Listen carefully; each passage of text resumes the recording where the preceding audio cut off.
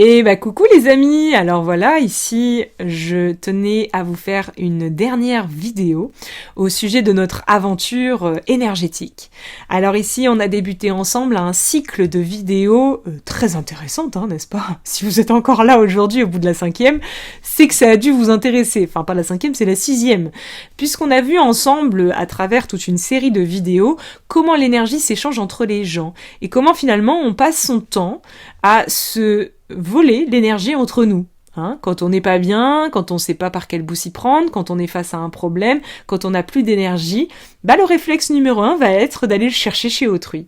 Et on a vu ensemble comment on pouvait faire ça à travers 4 techniques principales. On appelle ça des mécanismes de domination. On a parlé dans une première vidéo de l'intimidateur contrôleur. Ensuite, on a parlé de l'interrogateur, du plaintif et enfin de l'indifférent. Donc 4 méthodes, 4 mécanismes, 4 leviers qui permettent finalement d'attirer l'attention à soi. Et quand on attire l'attention à soi, c'est finalement attirer une forme d'énergie. Alors ici, bien sûr, dans tous les exemples qu'on a pris, on a pris des exemples où les personnes font ça inconsciemment et attirent l'énergie à elles de manière inconsciente la plupart du temps. Et elles le font grâce au fait d'attirer l'attention à elle, mais aussi de déstabiliser l'autre. Juste attirer l'attention ne suffit pas, il faut également déstabiliser l'autre pour que l'autre, quand il se déstabilise, une fuite s'ouvre dans son tuyau et que le tuyau se perce et s'ouvre et que l'énergie coule et que je puisse ainsi me servir. Alors bien sûr, ici dans cette vidéo, on va maintenant voir ensemble comment se rendre compte des mécanismes qui sont à l'œuvre à notre sujet et puis comment en sortir. Parce que je ne sais pas si vous avez déjà remarqué, mais c'est une grosse boucle d'enfermement, ces mécanismes. Alors ici, comment s'en rendre compte ? Eh bien, sachez que ces mécanismes ont pris naissance dans le terreau familial. Et oui, et c'est très courant d'avoir développé des mécanismes en reflet et en défense et en adaptation par rapport à l'environnement familial dans lequel on a évolué. Alors c'est évident que s'informer, prendre conscience des mécanismes qui ont été à l'œuvre chez notre référent masculin et référent féminin, qui n'est pas forcément notre père et notre mère, Je parle ici du référent, c'est-à-dire la personne en tant qu'homme et la personne en tant que femme qui a le plus compté dans notre éducation, surtout quand on était enfant. Alors ici, c'est très intéressant de voir quels étaient les mécanismes qu'ils utilisaient avec vous. Alors, il est courant de voir 2 boucles d'enfermement qui se dessinent. Il est courant que quand un parent est interrogateur avec un enfant, eh bien l'enfant va bien sûr jouer à l'indifférent. C'est logique. Au bout d'un moment, il va en avoir marre et il va jouer à l'indifférent. Le parent lui prend de l'énergie en l'interrogeant, l'enfant la récupère en jouant l'indifférent. Et inversement. Un parent peut jouer l'indifférent et l'enfant va récupérer l'énergie en l'interrogeant. Un parent indifférent, c'est un parent qui est peu présent, par exemple. Ou un parent qui s'intéresse très peu à la vie de l'enfant, qui pose pas beaucoup de questions, qui montre pas trop d'intérêt vis-à-vis de ses enfants. L'enfant, du coup, va devenir un interrogateur et va passer son temps à questionner les parents. Donc ça, c'est une première boucle d'enfermement assez classique. L'indifférent qui crée l'interrogateur et l'interrogateur qui crée l'indifférent. La deuxième boucle assez classique, c'est la boucle inversée, donc c'est un parent intimidateur, souvent ce sont des parents sévères, rigides, psychorigides, contrôleurs. Un parent intimidateur va créer un enfant qui la plupart du temps est plaintif. Mais pas que, ça peut également créer un autre intimidateur. Eh ben oui, au bout d'un moment, je vais plus me laisser faire. D'ailleurs, souvent, c'est à l'œuvre au moment de la crise d'adolescence. L'enfant aura passé toute sa jeunesse à finalement se mettre à plat devant ses parents et à jouer le plaintif. Un enfant peut même développer certaines maladies face à un parent intimidateur. Parce que quand on a un parent qui nous intimide, qui est sévère, qui est raide, l'une des meilleures manières de lui faire fissurer sa coque, c'est d'avoir un problème. Eh oui, c'est d'avoir un problème, c'est d'être malade, c'est de pas être bien, c'est avoir un souci de santé, c'est avoir une problématique qui fait qu'au bout d'un moment, la coque va se percer et le parent va donner de l'attention à l'enfant. Mais attention, un parent intimidateur, au bout d'un moment, mais même pas forcément au bout d'un moment, peut également créer un autre intimidateur. Au bout d'un moment, l'enfant, il en a ras-le-bol de se faire intimider, et puis il va commencer à devenir lui-même intimidant. Donc on peut tout à fait créer un intimidateur par reflet d'un autre intimidateur. Et puis un parent plaintif qui passe son temps à se plaindre va la plupart du temps créer un enfant intimidant. Au bout d'un moment avec un plaintif, quand ça commence à devenir long, chiant, lourd à porter, l'enfant va finir par l'intimider. Voilà, va finir par lui dire bon c'est bon maintenant, ça suffit en fait, t'arrêtes, tu vois. Et du coup c'est une autre boucle d'enfermement. Alors souvent je dis que un parent intimidateur va forcément laisser une empreinte intimidante chez son enfant. Même si l'enfant est un plaintif aujourd'hui, je dis souvent qu'il y a souvent un loup à l'intérieur de nous qui est un peu plus profondément ancré, qui est pas forcément visible, qui est pas forcément à la surface encore, et ce loup peut sortir à un moment ou à un autre. Alors peut-être que dans votre vie, vous vous rendez compte que vous aviez des parents intimidateurs, qu'au début vous étiez extrêmement plaintif, mais que maintenant, au plus vous évoluez et au plus vous sentez que vous avez une colère enfouie. Vous sentez que vous êtes toujours en colère. Et par exemple, avec cette expérience de Covid qu'on a vécue, avec tout ce qui s'est produit à la surface du globe, je trouve que ça a été une expérience fabuleuse pour révéler les espaces des intimidateurs endormis, justement. Je trouve que cette expérience a révélé beaucoup d'intimidateurs qui étaient jusqu'alors restés endormis et qui se sont mis à s'indigner, à pas être contents, à être très en colère. C'est venu vachement chercher cet espace-là. Donc ici, il est courant, effectivement, qu'on puisse avoir un espace intimidant à l'intérieur de nous qui soit à l'état léthargique ou à l'état endormi, parce que c'est toujours plus sympa, ça a l'air plus cool d'être plaintif que d'être un putain de bourreau qui gueule sur tout le monde. Évidemment. Donc, souvent, l'intimidateur, c'est un mécanisme dans lequel on ne veut pas se reconnaître. Et pourtant, qui est vachement à l'œuvre. Donc voici les deux boucles principales d'enfermement. Et donc ici, l'invitation, c'est bien sûr déjà de se rendre compte de ce qu'on fait. Hein. Et puis une fois qu'on s'est rendu compte de ce qu'on fait, eh bien on va voir ensemble comment en sortir. Parce que le problème avec cet enseignement, c'est qu'en même temps, il nous enferme. Pourquoi ? Parce qu'une fois qu'on a accès à cet enseignement, on ne va pas pouvoir s'empêcher que de passer son temps à dire ah bah tu vois lui il m'intimide, tu vois lui il joue à l'indifférent, tu vois lui mais en fait lui on s'en fout. Voilà. Et pourquoi on s'en fout ? Parce qu'en fait si une personne autour de vous arrive à jouer avec vous, c'est que vous avez une porte grande ouverte. Si un intimidateur arrive à vous intimider, si un interrogateur arrive à vous déstabiliser, si un plaintif arrive à vous déstabiliser, ça veut dire qu'à l'intérieur de vous, il y a un espace qui est déstabilisable. Donc en vérité, ce que l'autre vous fait, on n'en a un peu rien à secouer. Ce qui va compter davantage, c'est qu'est-ce que l'autre est en train de m'aider à voir à l'intérieur de moi. En fait, le problème dans les relations interpersonnelles, c'est qu'on passe son temps à projeter sur les autres et à dire que c'est de leur faute, qu'ils sont méchants, qu'ils nous prennent notre énergie ou notre pouvoir. Alors qu'en vérité, ils ne pourraient pas nous le prendre si on n'avait pas de porte d'accès. Donc en vérité, ceux qui sont soi-disant en train de nous prendre notre énergie sont en vérité en train de nous rendre service. Parce qu'ils nous indiquent les portes d'accès grandes ouvertes à l'intérieur de nous. Et tant qu'il y a des portes, il y a la possibilité de s'y abreuver. Alors vous avez peut-être essayé une fois dans votre vie de vous couper de tout. Hein. Moi j'ai coupé les liens du coup. Hein. Maintenant j'ai coupé les liens avec mes relations toxiques parce que j'en peux plus. Est-ce que cela a résolu en profondeur le problème ? Est-ce que ce problème ne s'est-il pas représenté à vous ? Ne va-t-il pas se représenter à vous dans un avenir plus ou moins proche ? Sous une autre manière bien sûr. Quand une porte est présente, un jour ou l'autre elle se réouvre. Vous pouvez faire tout ce que vous voulez, Vous pouvez couper les liens toxiques, vous pouvez vous éloigner des gens, vous pouvez vivre dans la forêt. Ces portes sont toujours présentes. Et tant qu'elles n'ont pas été vues et qu'elles n'ont pas été refermées à double tour, eh bien ces portes sont toujours ouvertes. Et un jour ou l'autre, la vie nous rappelle à l'ordre, de toute façon.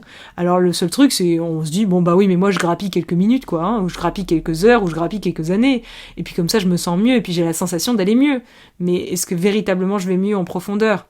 Non, parce qu'au fond de moi, je le sais très bien que ces portes sont grandes ouvertes. Eh oui.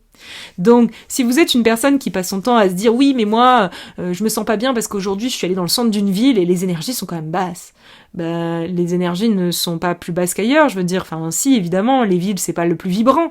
Mais comment ça se fait que ça vous atteint, en fait ? Ça devrait pas vous atteindre. Pourquoi ça vous atteint ? Parce qu'il y a un espace en vous qui est grand ouvert. Est-ce qu'un être éveillé, conscient et aligné est atteint par quoi que ce soit ? Non, du tout. D'ailleurs, il peut regarder la télé, il peut regarder les infos, il peut parler avec n'importe qui. Ça ne le déstabilise jamais, parce qu'il n'a pas de porte d'accès. Voilà. Donc ici, essayez d'observer le nombre de choses qu'on s'interdit à faire sous couvert de... souvent des excuses d'ailleurs très spirituelles. Oui, mais ces gens-là, c'est des gens énergie basse ou des gens toxiques. Ou le truc très à la mode, c'est un pervers narcissique. Oui, bon, alors ça c'est génial. Ou un PO, alors ça c'est encore plus à la mode. Ça c'est super, parce que comme ça, c'est sûr que du coup, puisque c'est ça, c'est pas du tout en train de m'enseigner. Alors que si Dieu, la vie, le grand tout, présente tout pléthore d'expériences ici, c'est juste pour nous enseigner. Et nous, en fait, on passe notre temps à dire non. Voilà. Et à vouloir trouver des solutions pour que l'autre arrête de faire ça sur nous. Mais l'autre, il continue de le faire parce que ça marche. C'est pas en essayant de dire à l'autre ce qu'il est en train de faire qu'il va arrêter de le faire. C'est en colmatant notre porte intérieure que ça va s'arrêter. Tant que notre porte est grande ouverte, on peut pas en vouloir aux autres de continuer à faire ce qu'ils font. Je sais pas, c'est logique en fait. On essaye de résoudre un problème par la conséquence et pas par la cause. C'est rigolo quand même. Quand tu essayes de faire un gâteau au chocolat et que t'as pas de moule, bah tu peux pas faire le gâteau, tu vas aller chercher d'abord le moule pour faire le gâteau. Bah c'est la même chose avec les relations interpersonnelles. Quand t'as quelqu'un qui fait quelque chose sur toi et que tu passes ton temps à chercher à lui montrer ce qu'il est en train de faire pour qu'il arrête, bah t'es finalement en train de faire un gâteau sans moule. Ça peut pas marcher. En revanche, quand tu regardes à l'intérieur de toi et que tu vois l'espace qui est grand ouvert qui autorise cette personne à te faire vivre cela, et que tu résous le problème, tu es en train de trouver le moule. Et donc tu peux faire le gâteau. Donc ici, c'est une inversion totale de la vision, hein, et c'est important quand même de l'inverser aujourd'hui sur Terre, parce que franchement, je trouve que les mécanismes de domination n'ont jamais été autant à l'œuvre qu'en ce moment. Franchement, c'est un truc de fou. Mais vous allez vous en rendre compte maintenant que vous avez écouté les vidéos. Vous allez vous en rendre compte. Alors comment on fait quand on est face à quelqu'un qui nous intimide? Comment on fait quand on est face à quelqu'un qui nous interroge, qui nous déstabilise? Bah, on fait toujours la même chose, hein. Ça n'a pas changé, ça. C'est toujours la même chose que je répète depuis le début ici, hein. On lâche prise, hein. Et lâcher prise, ça veut pas dire se laisser faire. Ça veut pas dire ça du tout. C'est comme d'habitude, cette notion n'est absolument pas comprise. J'ai fait quand même une émission de 2h30 sur le sujet, que je vous invite à revisionner parce que toutes ces nuances, je les fais dans cette émission et je ne vais pas recommencer à les faire ici, parce que ça a déjà été dit en 2h30 de temps et je ne peux pas résumer ça en 5 minutes de temps. Donc ici, ça veut dire tout simplement, c'est simple, tout ce contre quoi je lutte se renforce. Donc, si vous luttez contre les gens qui vous font telle ou telle chose, bah vous êtes en train de les renforcer, vous êtes en train de les alimenter, vous leur donnez encore plus d'énergie. Donc, vous étonnez pas qu'ils continuent à le faire. Eh ben oui. Comment résoudre un problème? Bah c'est simple, on le résout en clôturant la porte. Mais comment je clôture une porte? Bah en résolvant le problème qui a permis à cette porte de s'ouvrir. Oui, mais c'est quoi le problème qui a permis à cette porte de s'ouvrir? Bah qu'est-ce que ça change de le savoir? Est-ce que le fait de savoir le problème en toi qui crée ça change quelque chose au problème que tu es en train de vivre? Bah, le savoir peut peut-être t'aider cérébralement et te dire, bah oui, je suis pas fou, mais est-ce que franchement ça change le problème? Bah non. Comment est-ce que je fais pour transcender, pour refermer certaines de mes portes? Bah, tout simplement, je laisse la vie le faire à travers moi. C'est pas moi qui vais guérir, hein, c'est la vie qui va me guérir. Donc ici, tant que j'ai encore l'impression que ce petit truc que j'ai l'impression d'être peut me guérir à moi-même, bah je suis encore en train de lutter contre. En vérité, la seule manière de se guérir, c'est de laisser l'énergie universelle passer à travers nous. Parce qu'en fait, cette énergie universelle, quand elle passe, c'est elle qui guérit sur son passage, c'est elle qui referme les portes, c'est elle qui colmate, c'est elle qui dissout, c'est elle qui fait tout ça. Et le problème ici, c'est qu'on a l'impression que l'on doit faire quelque chose. Alors qu'en vérité, la seule chose qui nous est demandée, c'est de se détendre intérieurement pour laisser ce courant énergétique passer à travers nous et nous informer sur son passage. Voilà. Donc ici, ça ne veut pas dire pour autant de ne rien faire. Ce que je conseille la plupart du temps quand on est dans des situations un petit peu comme ça, où on sent que la personne est en train de nous intimider ou est en train de nous pomper comme ça, bah, le mieux c'est de partir de la situation tout simplement. Mais c'est pas partir pour plus jamais y revenir, hein. C'est partir pour mieux revenir. C'est pas une stratégie de fuite, attention, il faut pas confondre la fuite, parce que la fuite et l'évitement, c'est une solution très à la mode également, mais c'est pas du tout l'intention ici. L'intention ici, c'est c'est laisser la vie, l'information passer à travers moi pour que cela se résolve à travers moi, tout simplement. La vie n'a pas besoin de notre intervention pour faire ce qu'elle a à faire. Eh bien, c'est la même idée ici. Alors, bien sûr, ça ne consiste pas à s'éloigner, mais peut-être, parfois, sortir de certaines situations permet de mieux laisser passer à travers soi. Il y a des moments, je dis souvent, on va pas rester dans la situation si on sait que cette situation est en train de nous déstabiliser. Maintenant qu'on est déstabilisé, c'est bon, ça sert plus à rien de rester, sinon ça s'appelle se faire du mal. Voilà. Donc on s'extirpe de cette situation. Oui, mais moi je peux pas. Oui, non, c'est la seule raison pour laquelle tu peux pas. Tu peux toujours t'extirper, hein. Il y a pas, il y a ça, il y a pas de oui mais, hein. Donc tu t'extirpes de la situation. Et puis une fois que tu t'extirpes, bah, tu laisses la vie passer à travers toi. Donc ici, à nouveau, tu lâches prise, tu te détends au cœur de cette expérience. Et ensuite, cette détente intérieure, le fait de te reconnecter par toi-même à cette énergie universelle, parce que quand quelqu'un vient d'ouvrir une porte en toi, il vient de se servir, bah t'as plus d'énergie. Donc quelle est la seule chose que tu puisses faire?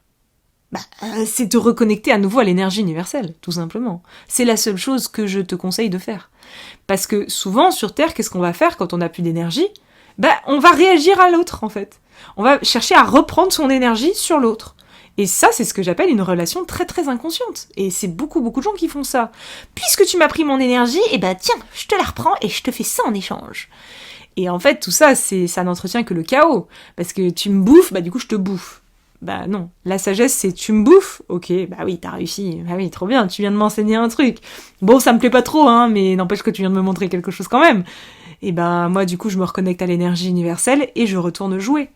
Et à nouveau, je vais me faire bouffer. Et puis je me reconnecte à l'énergie universelle. À chaque fois cette énergie passe à travers moi, je le rappelle. Elle transforme sur son passage. Elle ferme les portes, petit à petit. Mais il y a certaines portes qui sont pas faciles à fermer, je vous assure. Et donc ici, je fais confiance au processus. Ça s'appelle avoir une vision de la vie beaucoup plus dans le lâcher-prise et faire confiance à quelque chose de plus grand qui guérit et qui fait ce qu'elle a à faire à travers nous sur son passage.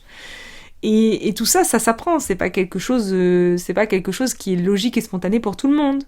Donc ici, la seule chose que je vous conseillerais dans tous ces mécanismes, la conclusion de notre affaire, c'est simple. C'est pourquoi est-ce que je parle de tout ça ici ?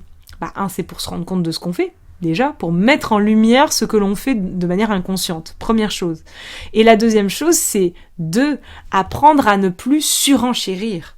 Parce qu'en fait, au plus je surenchéris, au plus je m'enfonce. Parce que l'autre, du coup, va surenchérir en échange. Et c'est sans fin, en fait. Et c'est pour ça qu'après, on arrive dans des situations et des relations interpersonnelles qui sont, en apparence, irrésolvables. Parce qu'en fait, énergétiquement, ça n'arrête pas. Et donc, qu'est-ce qui se produit au bout d'un moment ? À force de ne plus réagir et surenchérir, au bout d'un moment, ça va se colmater. La porte va se refermer. Et le jour où les portes se referment, c'est là où arrive le cadeau, parce que quand même, je veux en parler pour quand même donner de l'espoir. Et au bout d'un moment, quand les portes se ferment, c'est un cadeau derrière. Parce qu'en fait, quand il n'y a pas de prise énergétique, quand il n'y a plus de porte, attention, il n'y a pas beaucoup d'êtres chez qui il n'y a plus de porte. Souvent, il y a toujours des portes. Les portes, c'est nos empreintes intérieures, c'est nos blessures. Donc, il y a quand même beaucoup de portes qui sont inconscientes. D'accord ? C'est pas parce qu'en apparence j'en ai plus qu'en vérité j'en ai pas encore de manière inconsciente, qui sont logées. Et d'ailleurs des expériences fabuleuses vont nous les révéler. D'accord ? Donc ici, admettons, on a de moins en moins de portes ouvertes. Donc ça veut dire que quand même, il y a beaucoup d'expériences de notre vie quotidienne qui avant nous déstabilisaient, qui nous déstabilisent plus. Et ce qui est magnifique, c'est que les problèmes se solutionnent, mais par eux-mêmes. Il n'y a même pas besoin de parler en fait. Il n'y a même pas besoin de s'expliquer, il n'y a même pas besoin de débattre, il n'y a même pas besoin de dire à ta mère ou à ton père, oui mais tu comprends, quand tu fais ci, ça me fait ça, et que machin, faut que t'arrêtes de faire ci, ou t'as pas besoin de t'expliquer avec ton conjoint. Le problème se résout de lui-même. Et pourquoi il se résout ? Parce que ça ne marche plus. Et quand ça ne marche plus au niveau énergétique, ça se résout. Attention, ça peut se résoudre de mille et une manières, et ça on peut pas le contrôler. Et c'est d'ailleurs aussi souvent pour ça qu'on ne fait pas cet exercice en soi. Parce qu'en fait, quand on ferme la porte, on s'ouvre à la possibilité que l'autre puisse nous quitter, que l'autre puisse nous rejeter, que l'autre puisse nous mettre de côté. C'est à ça qu'on s'ouvre en fait. Parce que quand une porte se ferme, c'est le miroir En fait, c'est comme si l'autre qui est en train de me faire quelque chose était en train de se voir en train de le faire. Et il y a des personnes, ça leur fait tellement bizarre quand ils se voient faire ça, qu'ils partent en courant.